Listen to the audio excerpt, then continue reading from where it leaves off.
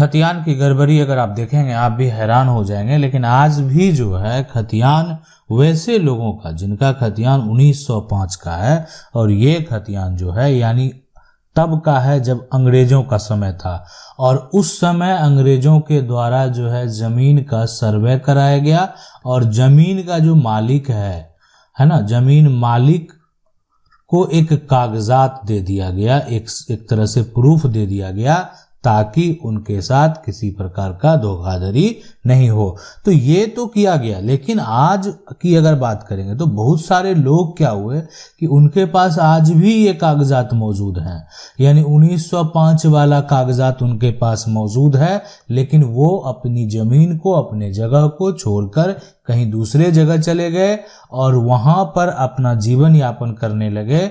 आज भी ये 1905 का कागजात उनके जो है पूर्वज के नाम दर्ज है, लेकिन ना वो जमीन कभी बेचे हैं, ना कभी उस पर अधिकार की बात किए हैं। और वर्तमान अगर स्थिति आप देखेंगे तो वर्तमान में ये जमीन जो है वो किसी और के नाम पर चला गया है। क्या करना होगा? क्या ऐसी संपत्ति प्राप्त की जा सकती है? क्या इस प्रकार का जो जमीन का खतियान है उसमें सुधार किया जा सकता है? सुधार का मौका पहले भी मिला, यानी अंग्रेजों के सर्वे के बाद जो है, यानी राज्य सरकार के द्वारा सर्वे किया गया, उसमें अगर जो भी आप कह सकते हैं खेल हुआ या त्रुटि हुई, जो भी हुआ होगा, लेकिन एक तरह से राज्य सरकार के द्वारा आपको मौका दिया गया था कि आप अपना सुधार करवा लें, लेकिन एक तरह से फिर भी लोगों का जो समस्या उसका हल नहीं हुआ। क्यों? इसीलिए लोगों को पता ही नहीं था कि उनकी जमीन दूसरे के नाम चला गया है। जब तक वो कागजात निकालते, और ऐसा कोई भी प्लेटफॉर्म नहीं था कि आप सारा कुछ ऑनलाइन घर बैठे देख सकते हैं। पहले कागजात जो है निकालने के लिए अप्लाई करना होता था। जमीन कब्जा में रहने के बावजूद, कब्जा में रहने पर भी वो जमीन जो है वो दूसरे के नाम हो गया। जमीन कब्जा में है लेकिन जमीन जो है वो दूसरे के नाम पर चला गया, तो ये समस्या उत्पन्न हुआ। आज जो यहाँ पर खतियान को लेकर समस्या है, जैसे इनका समस्या है खतियान दादा के नाम पर है, दादा की 2 शादी हुई थी, खतियान में दोनों बीवी यहाँ पर जो है दर्शाया है। दूसरी बीवी के बच्चों का अधिकार होगा कि नहीं, वीडियो जरूर बनाएं। यहाँ पर देखें खतियान में दोनों बीवी अगर दर्शाया हुआ है, अगर दर्ज नाम दे दिया, अगर देखें किसी का खतियान में अगर नाम दे दिया गया तो इस पे अधिकार तो बच्चों का समान अधिकार होगा, सबका अधिकार होगा, यानी जितनी संपत्ति है वो जो उनके उत्तराधिकारी हैं उनको समान हक मिलेगा। तो इसलिए जो अधिकार की अगर यहाँ पर बात करें तो दूसरी बीवी के जो बच्चे हैं उनका भी अधिकार होगा, और जो पहली बीवी का जो बच्चे हैं उनका भी अधिकार होगा। इसलिए अधिकार से जो उनके उत्तराधिकारी हैं उसको आप कानूनी तौर पर वंचित नहीं कर सकते।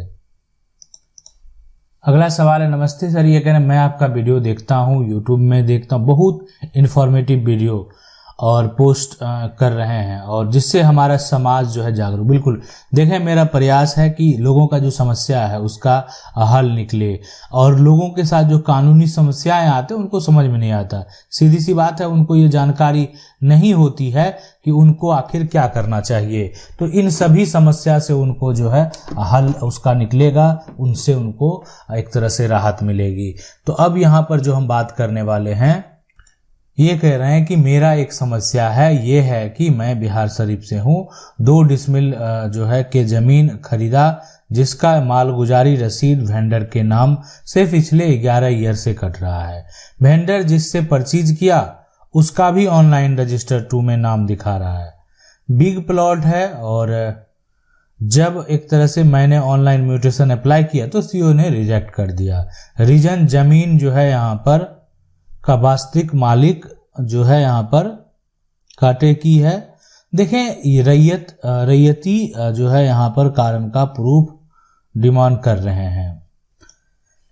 देखें, अगर मान लेते हैं कोई जमीन का अलग अलग प्रकार हर राज्य में जो है अब कोई ऐसा जमीन है, मान लेते हैं अगर किसी का जैसे गैर मजरूआ जमीन है, या कोई मलिक है, या खास महल है, जो भी है जिस प्रकार की जमीन है, तो अगर उस जमीन का जो मान लेते हैं अगर पहले कुछ हुआ है ना, पहले कुछ हुआ और आज यहाँ पर बात करेंगे कि आज जो है यहाँ पर उसमें उसका म्यूटेशन को रिजेक्ट कर दिया जा रहा है। तो यहाँ पर देखें, अगर ऐसा कुछ है आपको तो ये भी देखना होगा कि आप जो खरीद रहे हैं वो ज़मीन रैयती है कि नहीं है।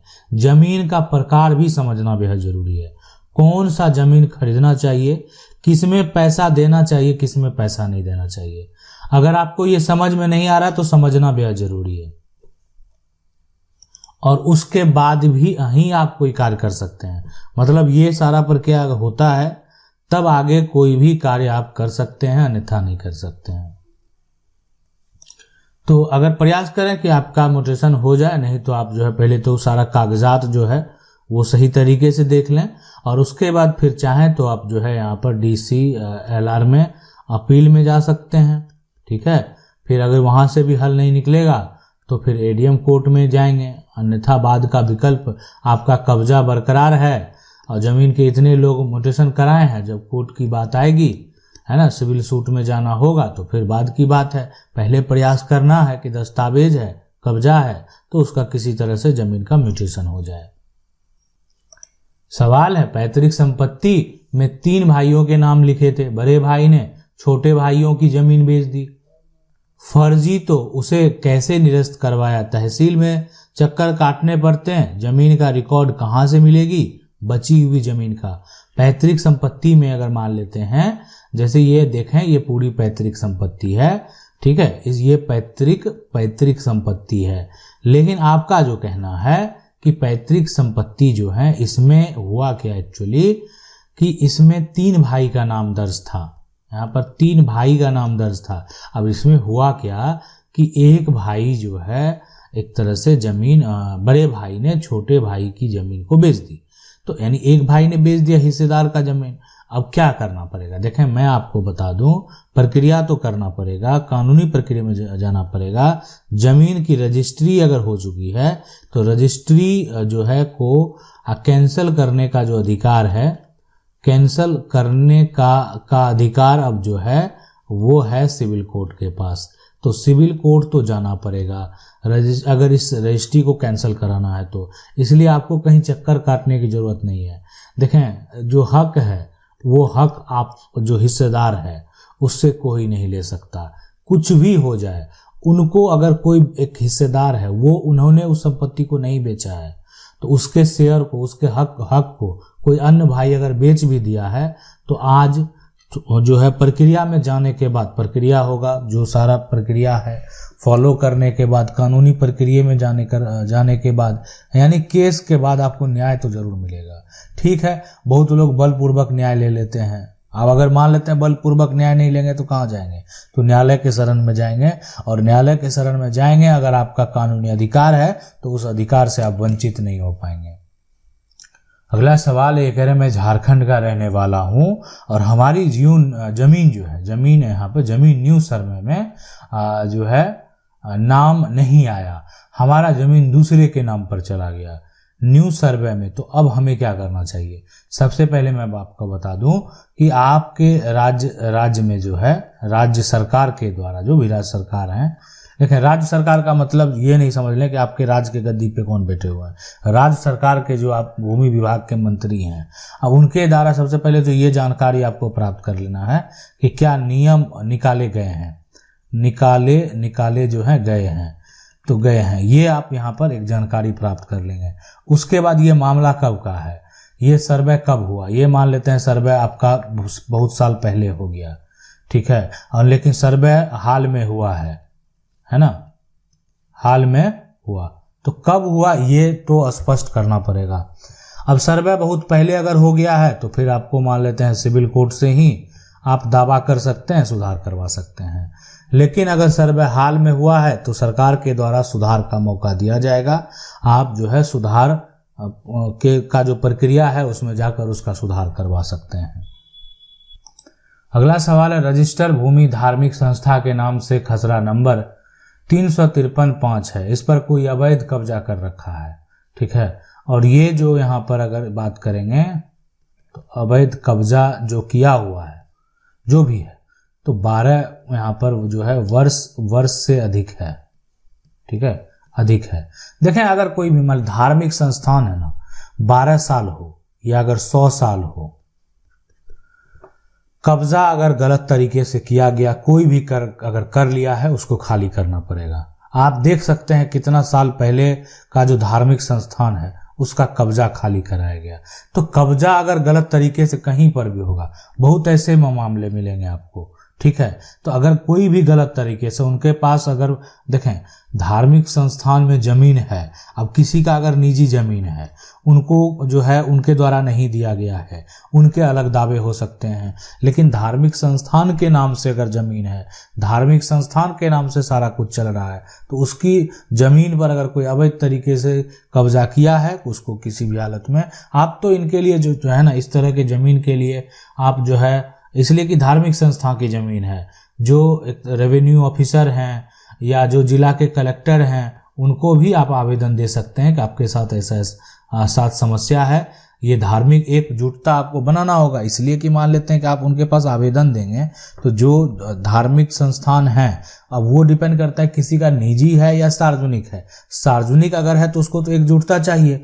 आप बहुत सारे लोग इकट्ठे होकर जो है वहाँ पर जा सकते हैं और एक तरह से दावा जो है वो कर सकते हैं और आवेदन दे सकते हैं। एक तरह से जो पुलिस प्रशासन है उनको आवेदन दे सकते हैं कि इस तरह का जो अवैध तरीके से कब्जा किया है वो खाली हो। सवाल है, एक ही खेसरा जो है 2-3 आदमी नेट पर चढ़ा लिया है, कैसे चढ़ गया या कैसे संभव है? लेकिन पहले से मेरे दादा के नाम से है। देखें, ये बिल्कुल संभव है, लेकिन कैसे संभव है वो हम आपको आज जरूर बताएंगे। देखें, ये जमीन का टुकड़ा है, जैसे आपने बोला कि एक ही खेसरा, ठीक है, एक ही जो है यहाँ पर खेसरा है और इस खेसरे का जो संख्या है 1023 है, यानी 1023। अब ये खेसरा जो है, इस खेसरे को जो है 5 आदमी के पास बेच दिया गया है ना, यहाँ पर इनके पास बेचा गया है ना, ये और इस तरीके से ये जमीन की बिक्री हो गई। लेकिन ये जो जमीन है ये अभी भी जमीन मालिक के पास बचा हुआ है, ठीक है, जमीन मालिक के पास बचा हुआ है। तो आखिर अब ये जो है यहाँ पर ये पूरा प्लॉट का अगर आज भी यहाँ पर खेसरे की बात करेंगे तो 1023 है, लेकिन इसके मालिक जो है यहाँ पर पहले एक मालिक और बिकने के बाद कितना मालिक हो गया, इसमें 5 मालिक हो गया। तो 5 मालिक इसमें आप दावा करेगा, इस जमीन के टुकड़े का दावा करेगा। तो इसलिए इस बात को आप सही तरीके से अच्छे से समझ लें कि इस संपत्ति की अगर बात करेंगे तो इस संपत्ति में जो है वो 5 मालिक हैं। अब इसमें ये देख सकते हैं, इस तरह का जो आप ये यहाँ पर देख सकते हैं जो टुकड़ा है, जमीन का जो टुकड़ा है, तो ये भी तो अपना जमीन ऑनलाइन करवाएगा, ये भी अपना जमीन ऑनलाइन करवाएगा। तो सब में तो प्लॉट नंबर यही दिखाएगा। ये प्लॉट नंबर कब बदलता है? जब कुछ समय बाद जो है राज्य सरकार के द्वारा जो है जमीन का सर्वे कराया जाएगा। सर्वे किया जाएगा तो जमीन का मैप भी अलग बना दिया जाएगा, और यानी इस टुकड़े का एक अलग मैप, इसका एक अलग मैप, और सबका प्लॉट का नंबर जो है वो अलग दे दिया जाएगा। तो ये पूरा प्रक्रिया होता है। तो इसीलिए कारण ये हो सकता है, या मान लेते हैं आपका पूर्वज के द्वारा नहीं बेचा गया, तो फिर आपके पास कागजात हैं, ठीक है, तो आप उस तरह का जो ऑनलाइन प्रोसेस चढ़ा गया है, जो रेवेन्यू ऑफिसर है, जो अंचल अधिकारी हैं, उनको एक बार आवेदन करेंगे, कोई रिस्पॉन्स अगर नहीं लेते हैं तो केस फाइल कर देना है। आशा करता है वीडियो अच्छा लगा होगा। वीडियो को लाइक जरूर कर दें। चैनल को पहली बार देख रहे हैं, सब्सक्राइब करके जो बेल आइकन है उसको जरूर दबा लें। मिलते हैं अगले वीडियो में, तब तक के लिए जय हिंद।